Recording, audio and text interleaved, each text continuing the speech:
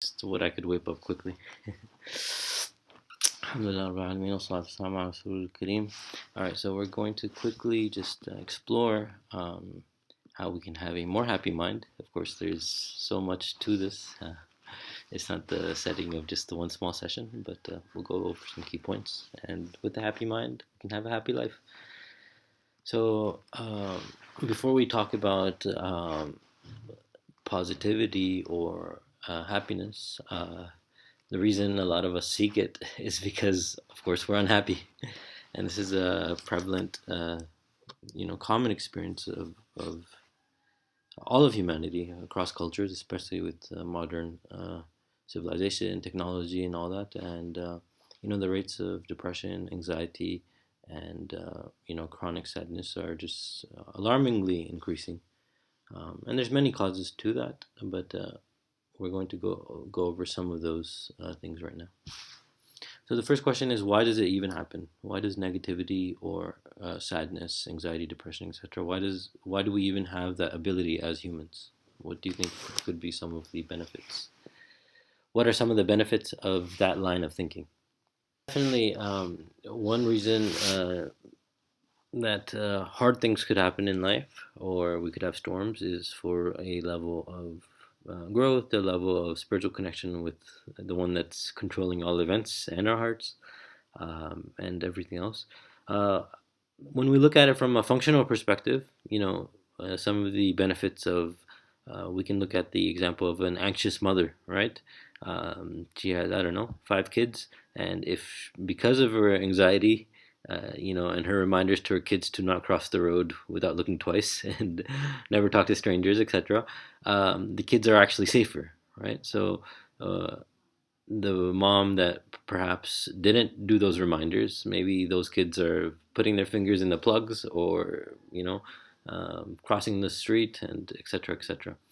So if we go down, we first want to actually, just like a machine, let's say my operating system on my computer is messing up, right? Or the microprocessor. The first question would be, okay, why the heck is this PC even there, Or my speaker, one side is messing up and the other isn't. Okay, well, I want a good experience for both sides working, and the function is X, Y, and Z. So in the same way, the brain has this capacity for sadness, for anxiety, or for what we call negative thinking, in a sense for a protective mechanism, right? So the fight or flight, or a level of, not experiencing the same pain or threat again, right? So the brain basically works to organize our uh, emotions, experiences, our reality, our perception, such that we survive better in whatever way it perceives, right? So if I have a negative experience, let's say, I don't know, I had a first-degree burn because I, cooked and put too much oil and then it burst, right? So my brain will, wire that in my memory, and then now anytime, this happens a lot to people with car accidents, even to me, when I got in a car accident, when a lady crashed directly into my car, from across the street. Now when I get close, my brain, even subconsciously, was now wired towards, hey, when a car is coming in that direction, my I would have a little jitter. My car would pull a little bit to the other side, just to prevent that painful experience. In the same way, we do this for everything. When it comes to pain and pleasure, we do this for everything. When we're deciding, for example, whether to go to X, Y, or Z restaurant. We may love Chinese food, so we go there. We prefer that. Or we had a bad experience of, I don't know, nausea and vomiting at another restaurant. We avoid that place. We love to, I don't know, play ping pong and not study. So sometimes it's about going away from the painful experience to the pleasureful one. So we do this all the time. The problem comes when these naturally functioning processes go overboard. We didn't get a user manual for our brain when we were born, and so when any of these processes go without our control, they can actually lead to debilitation, to mental fog, to burdenization, and to emotional, you could say, burdening within ourselves. So by exploring these different techniques and things, we can get better at uh, putting these workers of our minds back in their proper place. Cool. All right, so yeah, just the brain simple thing here. It senses any trouble and then stress signals and then it plans accordingly. Now, this is all related to perception, right? So fire is pretty simple, snakes are pretty simple. Those are, hardwired as survival mechanisms. But now when it comes to relationships, right? Someone may say something that's completely nice, but because we don't like them or because they did something bad 3 days ago that we hated, right? We may actually feel pain that they even interacted with us or they're even laughing with us. Who the heck are they, etc. So the brain has its own mechanism for perception, based on beliefs, values, memories, etc. And that's how it analyzes the world. And then it actually stores and associates different memories to pain and different memories to pleasure. And sometimes when it comes to too much pain, then those things become, when they become subconscious, it actually becomes a over repetitious thing that sort of overrides the brain. It's sort of like a PowerPoint with just sad images that we're focusing on. Even though the brain has much more images, but because of that pain that's weighing on, it consistently is focusing on that. So here the reason I even went through this background is because uh, this is one of the ways to actually address being more positive is actually going towards the negative thoughts and then going to the roots of what pain is actually causing that, right? So, for example, a guy and girl go through heartbreak and let's say divorce or breakup, dating relationship, and after they do that, let's say, this is a common reason why guys or girls get depressed, right? So now let's say the guy is saying, his favorite food he's not interested in, and he's like, I hate life and life sucks, and he's saying 20 other things, right? He's saying my car is stupid and I hate my siblings and my dad doesn't ever care for me and everything else. But the background was what? The heartbreak, right? So the more stronger the painful experience, the more stronger value it has as a reference memory. And then that sort of colors, not always, but if it's strong enough of a reference memory, it colors the rest of experience, right? And now he's establishing beliefs based on that, etc. Sometimes these are phases we go as we evolve in human experience, and other times when we start putting it as our identity and as part of our belief system, then it actually becomes much more stickier and much more harder to get loose from. Does that make sense? Cool. So the first step, or one of the things that we want to definitely explore by ourselves or by talking also to others and all that is actually getting to those demons, right? Getting to the internal, sources of our greatest pains in life, and all of that. That could be a personal failure. It usually is always is usually also related to relationships, especially between us and parents, or us and siblings, or us and a significant other, etc. But it's definitely important to explore that. So there's a famous guy right now for weightlifting and everything else. His name is David Goggins, and he, basically one of those zero to hero stories. Was overweight and not doing much with his life and everything else, and then he had that snap moment where he decided he needed to change, and went from like this. I should have put an image of his, or maybe I will later. Of from complete overweight, fat, and all that to training himself and became a U.S. Navy SEAL. Now broke many world records. I think he did straight pull-ups for 23 hours or something. I don't know how many thousand pull-ups he did, and he's just a crazy beast of a like the image a lot of hyper successful people get when they think of discipline. They think of Goggins because his daily routine is the same thing over and over again for training, for his diet, for everything else, and he does that day and day. So, anyways, he just recently published a book, "Can't Hurt Me." And his first chapter was just on this: his difficult relationship with his father, who was abusive, who would, uh, beat up his mom, beat up him, beat up his brother, would have sexual relations with other women in front of his mom, and just painted his father passed away, so he published it afterwards. But just shows the evil image of what his father was. But then he actually says that I had to face those demons. If I kept staying in that zone of letting that debilitate me, then I wouldn't have gotten anywhere. So this is a very important point in general. Uh, there are negative experiences that we as humans are going to experience, some expected, some unexpected, but we have to explore the weightage of them, why we're feeling the certain way we are, and getting deeper to sort of dissolving them so that we can move forward with our life. Dissolving in the sense that it doesn't burden us, even if, for example, we don't like the person anymore. But when that hate or that resentment or that anger or that sadness actually, is an anchor or chains to our legs, that's when it's a problem. Does that make sense? So this is something you can definitely do on your own, and reflection question. Why does the mind gravitate towards unhappiness? What is the benefit of negativity? We discussed this a little bit, right?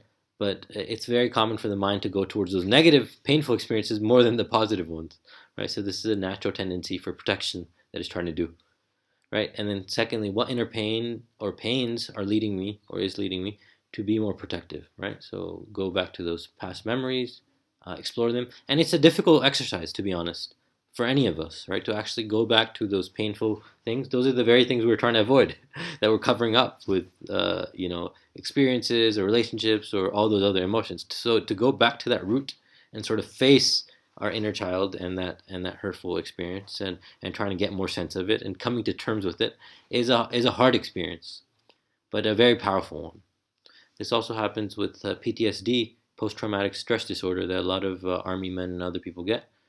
Um, they are so affected by war, and until they actually, start doing certain exercises, and there's different therapies for it, cognitive behavior therapy and therapy related to the eye movements, and then you have, desensitization and everything else. Once you start working on those memories and take away the sting, then people can actually balance out, their regular day-to-day life. So the trauma that they experience gets calmed down, and now they can actually, once they can be more mindful of those experiences and take away the weight of them, they can move forward more powerfully.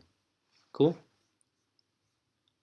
So that's one level, and inshallah we can explore that more so. So yeah, in general, for positive, being more positive or being more mentally strong, these are three different levels that we can look at, right? What we've talked about so far is upgrading thinking, right? And we focused on one element, which is exploring the negative side so that they lose some of their charge and don't overtake all of thinking, right? But now we'll also look at positive thinking and how we can install that in our brain. So this is the middle or the heart, right? Then there's supporters to happier experiencing and thinking. We'll talk about some of those. And there's transcending, which we've explored before, but we'll just briefly discuss that. Cool? All right, so now the next question or thing is, how do we direct our minds towards higher levels of thinking in our emotional reality to higher levels of feeling, right? So now we go to the opposite question. One was, well, how come we're feeling so bad or painful or down or out of place or all of that? And we found out, okay, protective mechanism, reference memories, pain, all of that, weightage. Once we work on that, it'll be less. Now we go to the opposite. How do we fill it with positivity and higher levels of thinking? Well, to understand how we can do this and make this natural and automatic, we have to understand that our mind is not just a computer, right? It's not just zeros and ones and binary data and computing whatever we input in it. It's a complex biological mechanism as well, right? Connected to uh, obviously spirituality too, the spirit, and connected to emotion. So there's some layers of complexity to the way we think, right? There's a biological component, a spiritual component, etc. One concept here, which is very important, is we have a conscious mind, right? We can think about right now. Let's try to lift our hand up. Great. our motor neurons are working, our brain is consciously processing, we could easily do that, right? But we have to understand that the conscious thought, and even when we think consciously about, for example, our emotions or our pain and everything else, it's just a small parcel of thought. The majority of even conscious thought is based, the idea of an iceberg, on unconscious thought, right? So what I put here is a little arrow, conscious going down. We're looking at our emotions and everything else. But what's coming up and even directing the conscious is huge arrow of the unconscious mind, right? And so it's super important that while we work, sometimes you may have the best coach, and you may have, you may pay $5,000 or 25,000 or $50,000 for a 1 hour session with the best coach, right? But he's working on this level, and it's not success or automatic success till you get to this level where it's automatic. And we can look at this, for example. You're with positive people, a great experience and all that, and we feel good. And then now we're with ourselves, or we're alone, by nighttime or something. And now all those bad demons and bad thoughts and sadness and everything else pops up again. Why? Because for the moment, the conscious was being fed positive, and we sort of forgot about whatever the other experience, right? But the minute the majority came back, right, it overtook again the conscious. Does that make sense? So this is the workshop that we have to work on, right? And we have to use different exercises to do this. Part of how we hack the unconscious is through repetition. Part of it is through powerful reference memories. Part of it is through, hacking. We have to sort of hack with powerful images and references to retrain our mind. And it's not just one shot dose. Here's a session and that's it. That happens sometimes in a rarity, but most of the time it's by powerfully reorganizing the map of the unconscious. All right, so here are some things that I've put here. Repetitious positive questioning, which we'll discuss in the next slide. Gratefulness, strong positive referencing, and belief cementing can lead conscious thoughts to become unconsciously generated and automatic. And the goal is we have this sliver, let's say, of the top 5% of thoughts that we have, on happiness, gratefulness, productivity, success, when we're feeling great, right? And now we want to sort of take this 5%, and we have 95%, which is either, a little positive or neutral or unproductive or completely debilitating, right? And we want this 5% to overtake it. Even if it takes over 50% or 70%, 80%, we're happy, if that's the majority of our life experience. And how are we going to do that? We have to work with the conscious mind to hack the unconscious, and these are some of the ways. Cool? All right, so one thing that we can do, I mentioned here, repetitious positive questioning. Questions are a great way to redirect our mind, our conscious mind, towards focusing on certain things. So automatically we think about, when we're thinking about something negative or sad, we have a question that pops up, Our mind thinks through questions. Why did this happen to me? Or how come this bad thing happened to me? Or why is my life always filled with hurtful people, etc. So our mind thinks and speaks in questions, but we keep feeding it the questions that end up, whether we have a good answer or a bad answer, because the question is by default designed, these ones that I just mentioned, or the ones that we usually feel when we're in a negative situation or debilitating situation, are such that they're going to pull us down, right? While our mind is busy, our heart keeps hurting more and more, right? And so part of the way that we can powerfully recontrol our mind, in a very simple way, very powerful way, is by having positive questions that we ask on a regular basis. So for someone that's just using this as maintenance, even once a day is good. But for someone that wants to reprogram their minds, they should at least do this 3 times a day, right? And these are some of them that I've displayed. What am I grateful for about right now, right? Pause, think about it.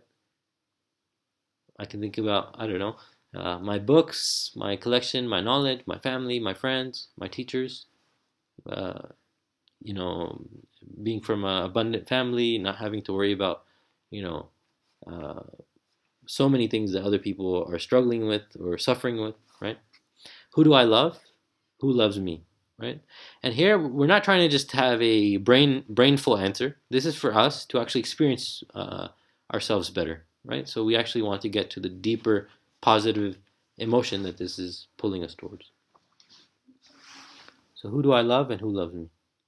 Let's take a minute for this.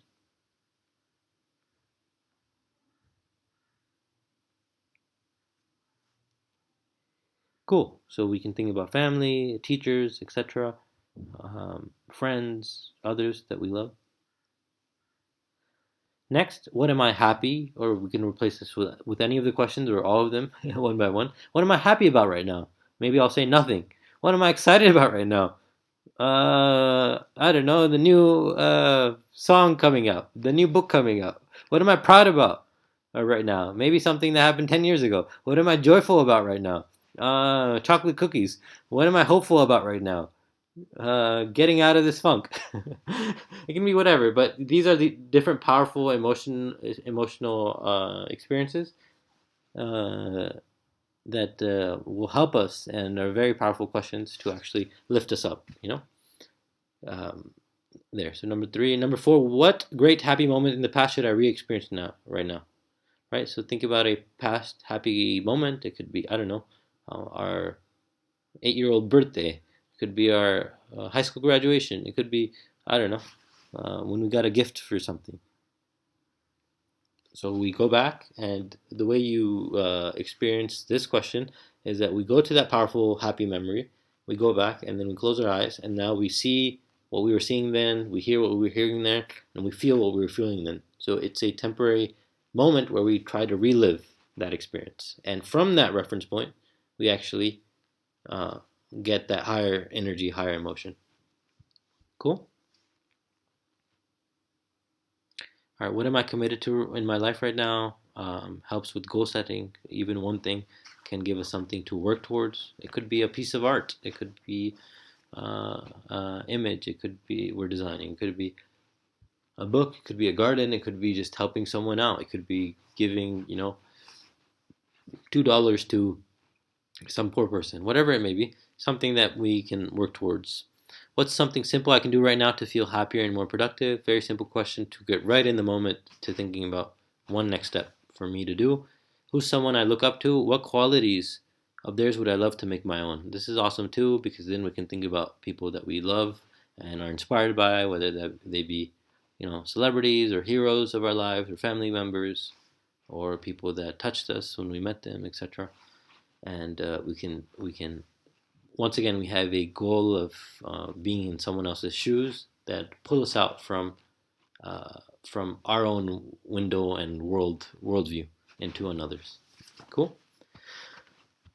So this is very good in the morning to do, and at least before we sleep to do. If we do it once more in the day, if we keep doing this, then what happens is, like I said, you keep doing this, let's say once a day, twice a day, 3 times a day. Now, later on, these questions will start popping up more by themselves. It's sort of like a good song that we really love. If we start loving these questions, then it's going to pop up randomly. Maybe when we're driving or when we're walking or when we're thinking about something else, they just pop up and they will actually, they'll build up. It'll be the questions themselves will be a reference towards, more constellations of happiness and productivity and awesomeness being created. Isn't that amazing? I know it is. Cool. All right, so we discussed upgrading our thinking, which was the pyramid here, right? We talked about negative thoughts and how to minimize them. Part of it is, facing the pain itself and, loosening it up. If it's like this strong grip, we loosen it up slowly.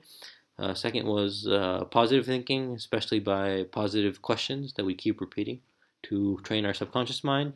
Now we will talk a little bit about supporters and then transcending. All right, supporters. One thing which is very important, super important, is our gut health. Food is extremely important. We can sometimes see this. Yes, do you see it?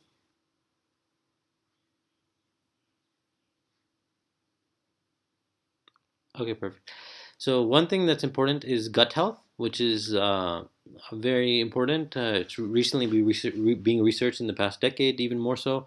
First, it was ignored. I think around 90% of our serotonin and other stuff is made in the gut. So the gut microbiome and everything else is a new domain, but one that we should work on. Some of the things that are very important for us to balance it is eating more fibers. So that's fruits and especially vegetables. Finding out trigger foods.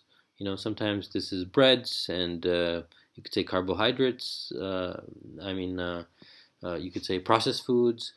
Sometimes it's dairy, etc. Some foods in general, when we ingest, and usually when we're young, we don't think about these things. Actually, lead us to having low energy, clogging our system, making our mind more lethargic and more down, etc. A great example of this, something that inspires me, is one of the world's best tennis players, Djokovic. So he around 2010 or 11, I'm forgetting the years, but he was an okay player back then, right? I mean, he was playing, but then sometimes I think in the Australian Open or something, he got so tired in one of the games that he had to actually retire. That's how bad his health was, even though he was hitting okay, right? But then some doctor from his own country of Serbia contacted him and is someone that focuses on diet, on meditation, on all these other things, and gave him a strict diet that he still follows. He stays away, I believe, from breads and dairy, and eats just a lot of veggies and other things. And once his energy was up, after that he had a playing field of good energy, like physical energy, that then led to him thinking more clear and then performing better. Obviously, he has a physical career, performing better, and then later on went on to become world number one.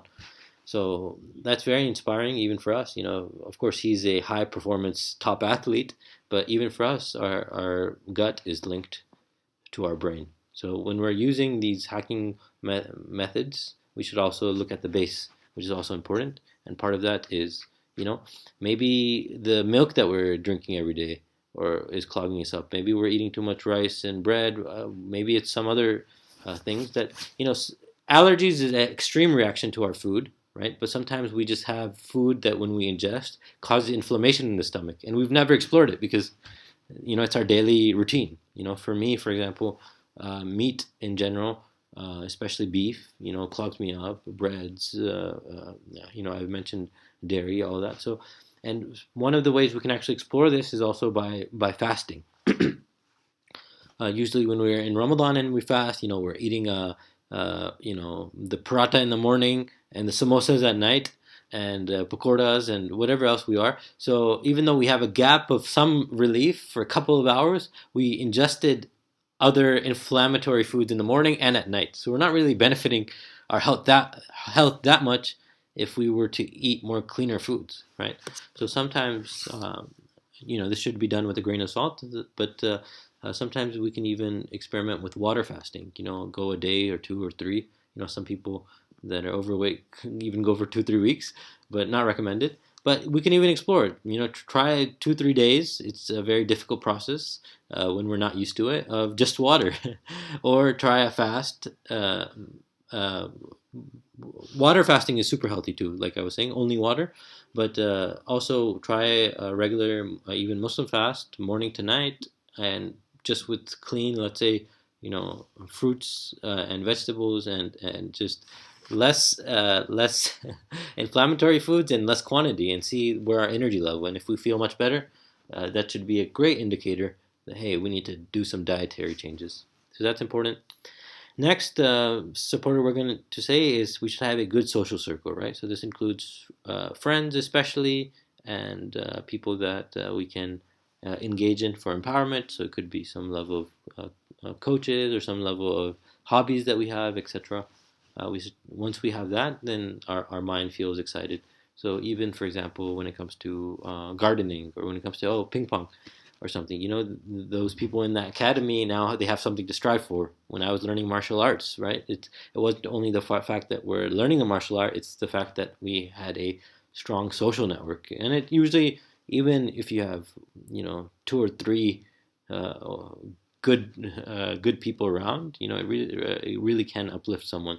And if you have a goal that you're all working towards, you see this a lot for people that have gone in the army. You see this for people that room together in college, etc. Once you have that affinity and friendship, it really helps a lot. So we need to be selective, and sometimes we have to look for new friends, and sometimes going to certain events or groups, we can explore and find more people and find those good fit people that we can keep in our social circle to keep us uplifted on our best.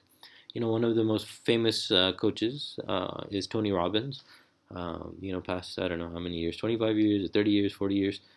He's been known as someone that uplifts people. But even he had a moment 30, 40 years ago when he was, I think, around 20, where he went in a funk and basically just was completely depressed and small apartment and sort of was in a completely his low point of his life.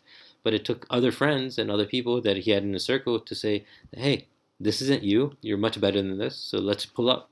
And when he pulled up, later he's known as the person that now, has inspired millions to be better and, millions to also overcome their mental difficulties and emotional difficulties, life difficulties. So great example there. And lastly is charity. To actually go out and make it a schedule to, it could be an old piece of clothing that we have or a new piece of clothing. It could be, I don't know, $5. It could be simple school items for poor school children or something. But actually going out, meeting them, knowing that they're human beings, seeing their appreciation, doing it for the sake of God and Allah, is a naturally uplifting experience for any human being. Because they had a reality and we made their reality better by some means that we had. So very important habit to install. And sometimes this, the way this transforms people's lives is known throughout human experience and history. Cool. Any questions so far? Or if not, we have one more slide on one more topic, transcendence. All right. Last thing is, and I'm just going over this briefly. This is a topic in and of itself, is transcendence. And what we're calling towards here, in the beginning, we're going to sit silently. We've done some guided meditations, like the one on my YouTube channel and others, where or others. There's so many other great ones available now, and it's amazing and awesome that this is becoming a popular part of popular culture. Mindfulness and meditating and everything else.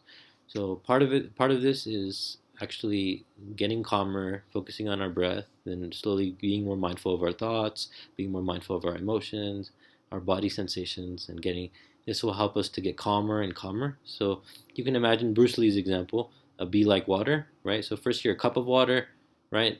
A little coin you throw in there, some water splashes out. But later on, right, you become a bowl. Now a little bit splashes out. Then you become, a big pot.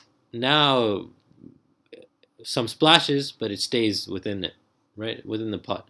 And now later on, some people then they evolve into a lake or an ocean, and basically the capacity of groundedness, of calmness, of centeredness becomes bigger and bigger and bigger, right? And so when life's difficulties or hardships even pop up, they happen within the level of water that's contained within, right?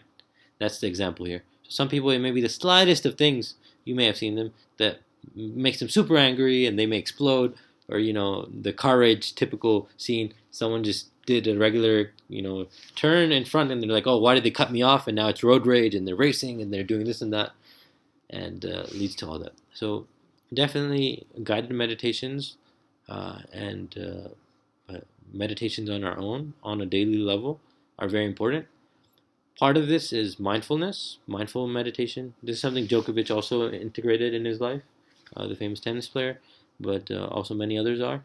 And then the other level is, these two are related. The other is transcendence. This is where we're actually exploring, with the names of Allah subhanahu wa ta'ala and with dhikr and with self-inquiry into the nature of our being and mind, of that noticer, right? This greater reality that's within, right? So it's interlinked, but we start with some simple exercises to get more aware of what's going on inside, and we get deeper and deeper and deeper and wider in terms of water, till the internal reality is illuminated and expanding. Perfect. So that is it. Those are some great ways for us to work better on our minds, the supportive mechanisms for them, and transcending them. And once we get to this level, we can actually get to a point where we're above our mind, above the thinking at least, and we can see more clearly that we are not our bodies, our physical bodies. We are not our feelings, and we are not our thoughts. So this is one of the greatest positions a human being can experience, but something that requires a little exploring.